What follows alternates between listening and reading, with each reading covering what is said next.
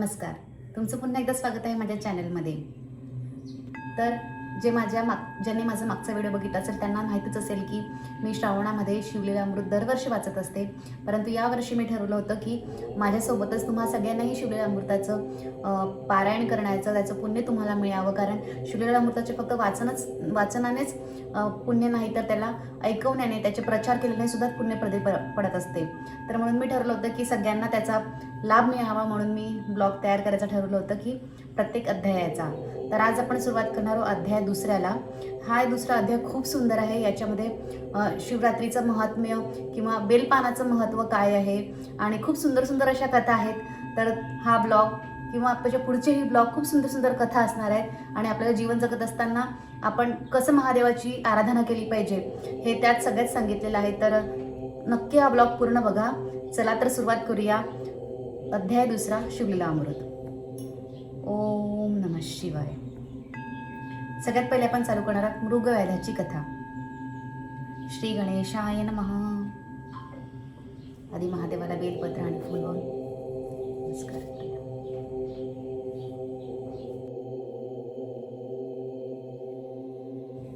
श्री गणेशाय नमः. जेथे शंकराचे नेहमी स्मरण असते तेथे काही कमी पडत नाही. सर्व सुखे प्राप्त होतात आणि सर्व प्रकारे कल्याण होते. संकटे टळतात, दारुण विघ्नेही बाधत नाही. शिवस्मरण करणाऱ्याला मुक्तीही मिळते. पारिसाला लोखंड लागले तर लोखंडाचे सोने होते ना, तसेच शिवस्मरण केले तर जीवाचेही कल्याण होते. मग शंकराचे नाम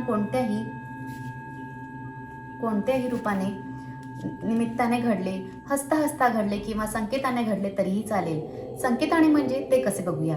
शिव म्हणा किंवा पार्वतीपती म्हणा, गणेश पिता म्हणा किंवा कैलासनाथ म्हणा, हिमजमाता म्हणा नाहीतर त्र्यंबक म्हणा, चंद्रमौली म्हणा किंवा काहीही म्हणा, शिव प्रसन्न होणारच. आधीच्या काळात लोक मुलांची नावंही देवाच्या नावाने ठेवली जायची.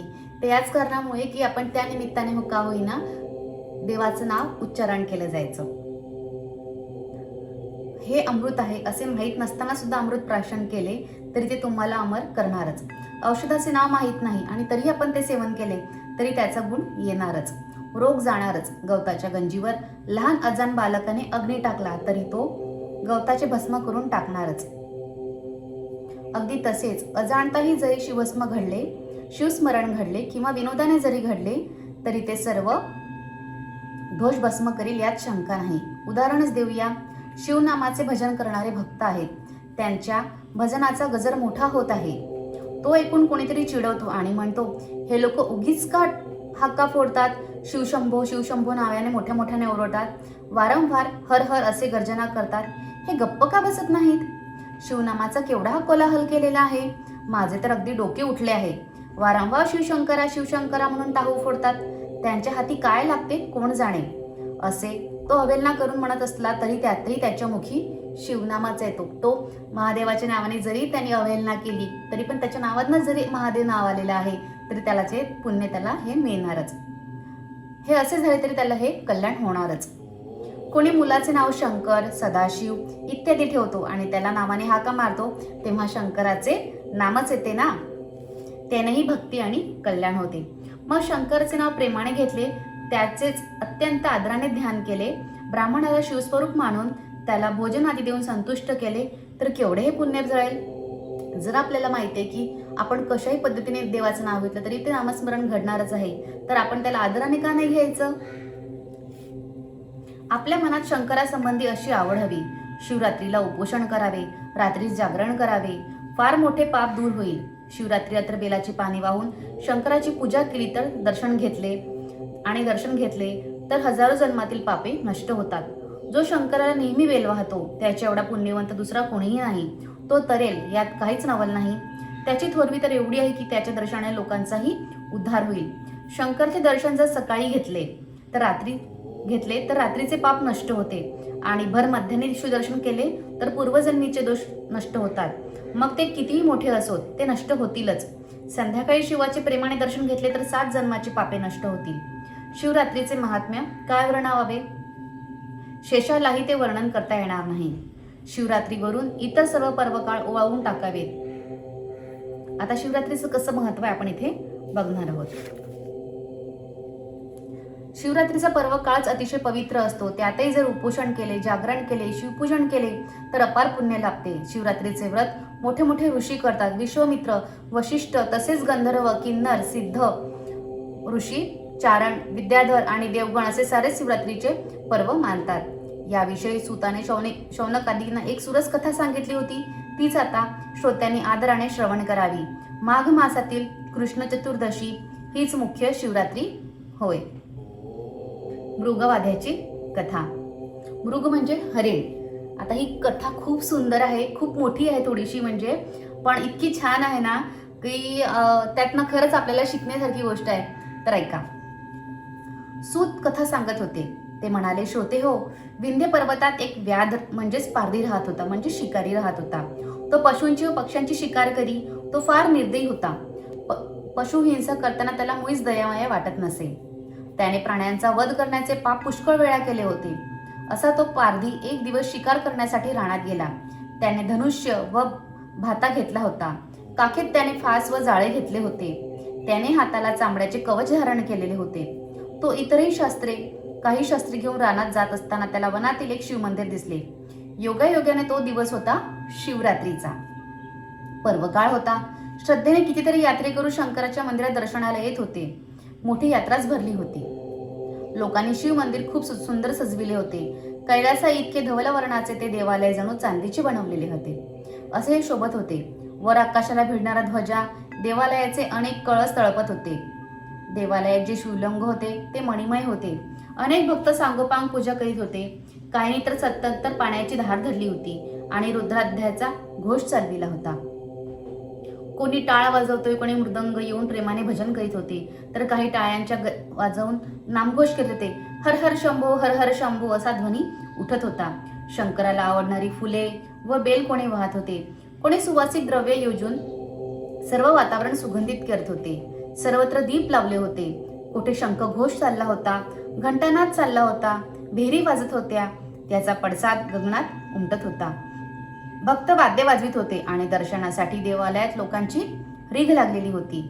तो व्याध तेथे पोहोचला. सर्व सोहळा तो डोळे भरून पाहू लागला. तिथेच थोडा वेळ थबकला. हे सर्व भक्त बेभान होऊन शिव शिव शिव शिव म्हणत होते. हे सर्व पाहून त्याला हसू आले. तो टवाळी करत मनाशी म्हणाला, किती मूर्ख इथे लोक इथे धन फुकट घालवतात. देवळात तो एक दगड आहे आणि बाहेरही दगडच आहे. इथे देवपणा कुठला हल्ला. उत्तम अन्न खावे, ते न खाता लोक उपोषण काय करतात. असे म्हणून तो तेथून वळला आणि रानात जायला निघाला. लोक हर हर अशी गर्जना करत होते. त्यांना वेडवण्यासाठी तोही शिवहर शिवहर असे म्हणत गेला. त्यांनी चेष्टेने शिवहर शिवहर म्हणून लोकांना चिडवायला सुरुवात केली.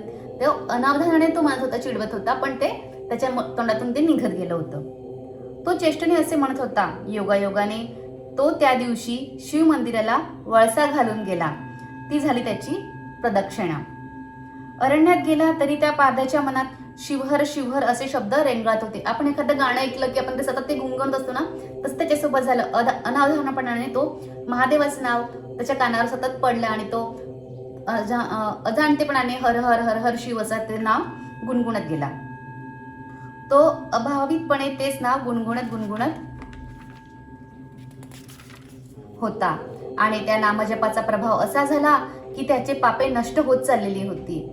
रानात तो खूप फिरला, त्याला एकही पशूंची शिकार मिळाली नाही. सूर्य अस्तला चालला. काळोख पसरू लागला. जणू ब्रह्मांडाच्या करंड्यात काजळ भरले होते. किंवा रात्रीचे काळी घोंगडी पांघरली होती. त्या रात्री चंद्रह नव्हता, त्यामुळे रात्रीची भयानपणा वाढत चाललेला होता. चंद्र नसल्यामुळे ती रात्र विधवा स्त्रीसारखी उदास वाटत होती. सूर्य निघून गेल्यामुळे ज्या सभेतून पंडित निघून जातो व मूर्ख लोक नंतर बडबडत असतात, त्या सभेसारखी ती रात्र केवळ चांदण्यांच्या प्रकाशामुळे भासत होती.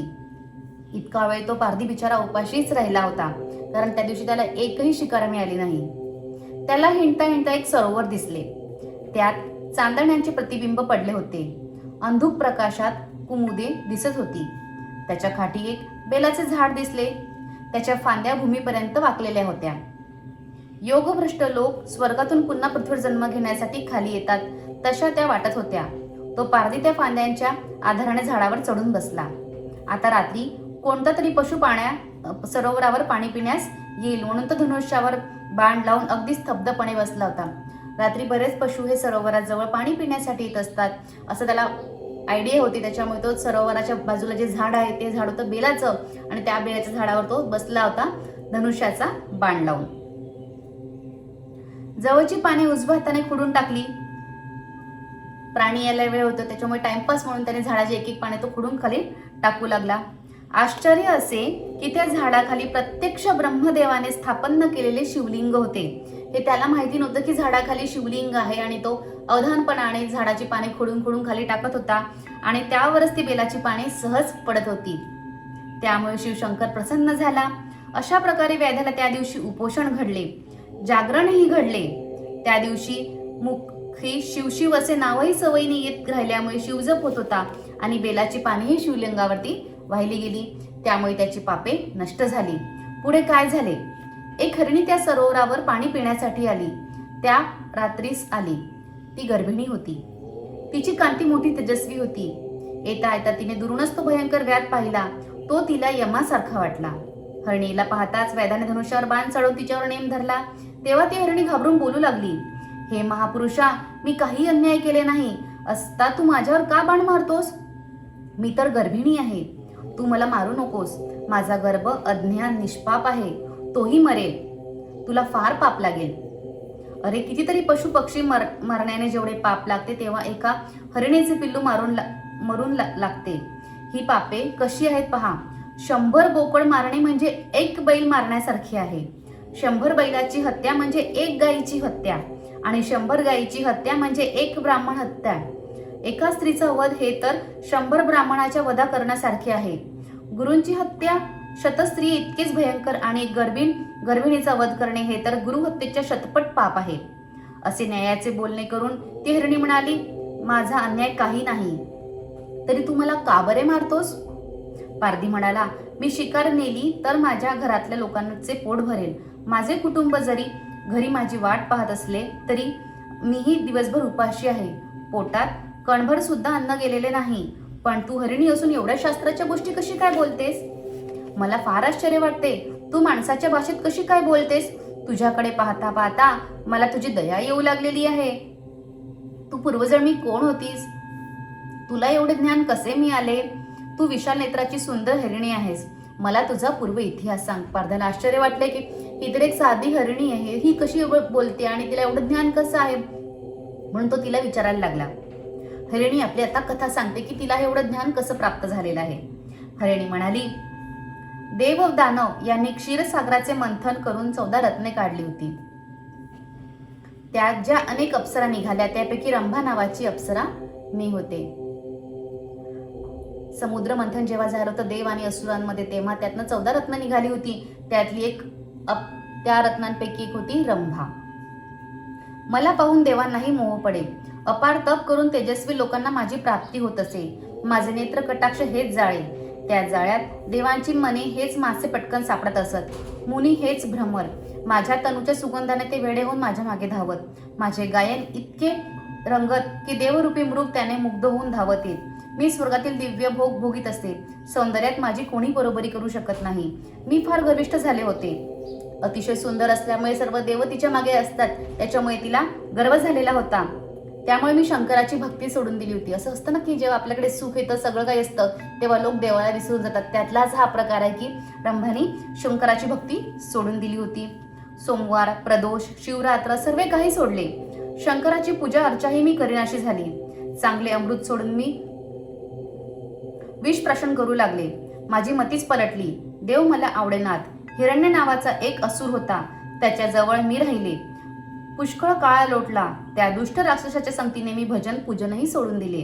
म्हणतात ना, जसं आपली संगत असते तसं आपण घडत असतो. तर ती जेव्हा राक्षसांसोबत राहायला लागली तर त्यांचे गुणही तिने स्वीकारले. कारण राक्षस वगैरे भजन पूजन करत नसत, त्यामुळे तिनेही भजन पूजन हे सोडून दिलेले होते. एक दिवस हिरण्य एकटाच शिकारीला गेला होता. कुठून मला सुचेल कोण जाणे, पण कैलासावर जाऊन शंकराचे दर्शन घ्यावे असे माझ्या मनात आले. मी कैलासावर गेले. शिवदर्शन करावे अशी इच्छा होती, पण मला पाहता शंकराला फार क्रोध आला. तो म्हणाला, पापिणी, जा, मृत्यू लोकात हरिणीच्या जन्मात जा. तुझ्या सारख्या आहेत त्या तुझ्या दोघी बरोबरच हरिणी होतील. तो हिरण्य राक्षस तर माझी मुळीच भक्ती करीत नाही, तोही हरिण होईल व तुमच्याशीच राहील. हे व्याधा, त्यावेळी मला फार वाईट वाटले. मी शंकराची प्रार्थना केली, हे पंचवदना, हे विरूपाक्षा, हे सत्यचित्त आनंद स्वरूपा, तू सर्व कर्माचे साक्षी आहेस. तू दक्षाच्या यज्ञात विध्वंस केलास, सर्व साक्षी आहेस. ही फार कठोर शिक्षा देऊ नकोस, उपशाप दे. काहीतरी उपायांनी आमची शापातून मुक्ती व्हावी. व्याधा, मी व्याकुळतेने प्रार्थना केली. ती ऐकून तो दयाळू भोळा चक्रवर्ती मनाने द्रवला. त्याने उपशाप दिला, तुम्ही 12 वर्षे शाप भोगाल आणि मग माझ्या पदाला याल. त्यानंतर मी माझ्या दोन्ही सखी मृगीच्या जन्मास आलो. तो असुरही मृग झाला, तोच माझा पती. व्याधा, मी गर्भिणी आहे, माझा प्रसूती काळ जवळ आहे, काय करावे? मी या कर्मभूमी जन्माला आले आहे. तू मला आता मारू नकोस. मी माझ्या जागी जाते, बाळाला जन्म देते, बाळाला घरीच ठेवते आणि परत येते. मग तू माझे प्राण घेतलेस तरी काही हरकत नाही. मी हे खरे बोलते, विश्वास ठेव. ती हरिणी असे म्हणाली आणि तो व्याध चकित झाला. तो म्हणाला, तू फार गोड बोलतेस हा, पण माझा तुझ्यावर विश्वास बसत नाही आहे. आपल्या जीवाचे कसेही करून खोटेही बोलून रक्षण करावे हा प्राणी मात्रांचा स्वभावच असतो, तेवढे सर्वांना कळते. तू शपथ घे, माझा विश्वास बसेल. त्यावर हरिणी म्हणाली, मी जर खोटे बोलत असेन तर मला अनेक मोठी पापे लागतील. संध्या न करणारा, वेदशास्त्रांचे अध्ययन न करणारा, सत्य न बोलणारा, शुचित्व न पाळणारा ब्राह्मण जसा पापी होतो तशी मी पापिणी होईल. वेदांची विक्री करणारे, कृतघ्न, दुसऱ्यांना पीडा देणारे, भक्ती न आवडणारे त्यांचे पापे मला लागतील. दान देणाऱ्यास विघ्न आणणारे, गुरूंची निंदा करणारे, गुरूंची निंदा श्रवण करणारे, विष्णू व शंकर यांची निंदा करणारे, ब्राह्मणांना दिलेले दान परत घेणारे, त्यांचे पाप मला लागतील. यतींची निंदा करणारे, शास्त्रांच्या आधारे कलह करणारे, अनेक भ्रष्ट मार्ग करणारे, आपला धर्म सोडून देतात, त्यांचे पापे मला लागेल. व्याधा, हे लोक किती पापे करतात, त्यांना त्यांची कशी फळे मिळतात ते मला माहीत आहे. मग मी कसे खोटे बोलेन? जर मला माहिती आहे की इतके लोक पाप बोलतात त्याचे फळं काय असतात, तर मी का बरं खोटे बोलेन तुझ्याशी? पाप व त्याचे परिणाम. आता पाप केल्यानंतर त्याचे काय परिणाम असतात तेही सांगितलेलं आहे शिवलीलामृतमध्ये, तर नक्की ऐका. व्याधा, हे ऐक. कीर्तनात जे तांबूल भक्षण करून बसतात त्यांना कोड येते. जे मंदिरासारखे पवित्र ठिकाणी विष उपभोग घेतात ते, किंवा जे पती पत्नीचा वियोग घडून आणतात ते नपुंसक म्हणून जन्माला येतात. लोकांचे वर्मे काढून निंदा करतात ते कावळ्याच्या जन्माला जातात आणि घाण खातात. स्वतःजवळ विद्या असूनही जो शिष्यांना सांगत नाही तो पिंगळा म्हणून जन्मतो. जे ब्राह्मण अयोग्य दान घेतात त्यांना गंडमंडाळा होतात. दुसऱ्याच्या क्षेत्रातील गायी पळवून आणणारे पुढच्या जन्मात अल्पायुषी होतात. जो राजा प्रजेला छळतो किंवा साप किंवा वाघ म्हणून जन्मतो. जो साधूंचा छळ करतो त्यांचा निर्वंश होतो. ज्या स्त्रिया हट्टाने व्रत करतात पण आपल्या पतीला फसवतात, धनधान्य असूनही त्याला खायला देत नाही, त्या स्त्रिया वटवाघळाच्या जन्माला जातात. आपला पुरुष कुरूप आहे म्हणून जर स्त्री त्याला टाकतील तर पुढच्या जन्मी त्या बालविधवा होतील. तेथेही त्या जार कर्म करतील व पुढील जन्मी वैश्या होतील. ज्या पतीची निंदा करतात त्या दासी किंवा कुलटा स्त्रीच्या जन्माला जातात. जे नौकर स्वामींचा द्रोह करतात ते कुत्र्याच्या जन्माला जातात. सेवकांकडून सेवा करून घेऊन जो त्याला वेतन देत नाही तो पुढे भिकारी होऊन दारोदारी हिंडतो. जो पती पत्नीचे गुप्त बोलणे ऐकतो त्याची स्त्री प्रवासात हरवते किंवा त्याचाही अनन्न दशा होते. जे जारण मरण प्रयोग करतात ते मरणानंतर भूत, पेत, पिशाच याच्या जन्माला जातात. जे यतीला मुद्दाम उपवासे ठेवून त्रास देतात त्यांना जन्मभर दुष्काळात तोंड द्यावे लागते. जी स्त्री रजस्वाला असून घरात सर्वत्र वावरते त्याला अलग राहत नाही, तिला पूर्वज नरकात रक्तामध्ये खितपत पाडतात आणि तिच्या दारी देव पितर येत नाहीत. देवासमोर लावलेल्या दिव्यातले तेलही काही लोक चोरतात, ते पुढील जन्मी निपुत्रक होतात. स्वयंपाक करताना ज्या स्त्रिया चोरून अन्न खातात त्या मांजरीच्या जन्माला जातात. ब्राह्मणाला कदन्न खायला घालतात आणि स्वतः मात्र उत्तम अन्न खातात त्या स्त्रियांचा गर्भपात होतो. जो आपल्या वडिलांना श्रम करायला लावतो व पुढील जन्मी माकड होतो. जी सून आपल्या सासू सासऱ्यांना छळते किंवा तिची मुले वाचत नाहीत. हरिणी पुढे म्हणाली, व्याधा, मी जर परत आले नाही तर ही सर्व पापे माझ्या माथी बसवत, आणि जर मी खोटत बोलत असेल तर मी शिवपूजेचा अपहार केला असे होईल. हीच माझी शपथ. व्याध म्हणाला, बरे आहे, तू एवढी शपथ घेतेस तर घरी जा, ये, रात्र संपेल ते आधी तू परत ये. हरिणी म्हणाली, व्याधा, तू हे पुण्य केलेस, तू पुढे शिवपदात जाशील. नंतर ती हरिणी पाणी पिऊन कुटुंबाच्या स्थानी गेली. इकडे बेलाच्या वृक्षावर बसलेला तो व्याध पुन्हा सवयीने बेलाची पाने खोडून खाली टाकू लागला. ती खाली शिवलिंगावर पडत होती. 2 प्रहर रात्र गेली. त्याने ही बिल्वदलाची केलेली पूजा शंकराला मान्य झाली. त्याने अवधापणाने म्हणजेच अजाणतेपणाने त्याने पूजा केली, त्याला उपवास घडला, त्याला प्रदक्षिणा घडली, शिवनामच घडला आणि त्याने एक जीवहत्या सुद्धा वाचवली त्या दिवशी. त्यामुळे त्याच्याकडून शिवशंकर प्रसन्न झाले होते. वेदाची 7 जन्माची पापेही नष्ट झाली होती. त्यावेळी सहज म्हणून जे शिवनाम व्याद म्हणत होता त्याला नामाची जी गोड लागली होती, त्याने हरिणाच्या मुखातून पापफलनाचे निरूपण सुद्धा ऐकले होते आणि त्याला शिवरात्रीचे जागरणही घडले होते. दुसरी हरिणी अकस्मात त्या ठिकाणी आली. तिलाही तहान लागली होती. एक हरिणी तर आपलं छान असं निरूपण ऐकून त्याला गेलेली होती. त्याच वेळेस तिथे दुसरी हरिणी आली. तर दुसऱ्या हरिणीची कथा आपण पुढच्या भागामध्ये ऐकूया. तर खूप सुंदर अशा कथा आहेत. आपण साधं जीवन जगत असताना काय काय होत असतं किंवा कसं वागायला पाहिजे आणि काय आपलं वागण्यातनं चूक झाली आपल्याला काय पापे माथी पडू शकतात हे सगळं आपल्याला याच्यातनं सांगितलेलं आहे. पुढे खूप सुंदर अशा कथा आहेत. तर तुम्ही जुळून राहा माझ्यासोबत माझ्या पुढे.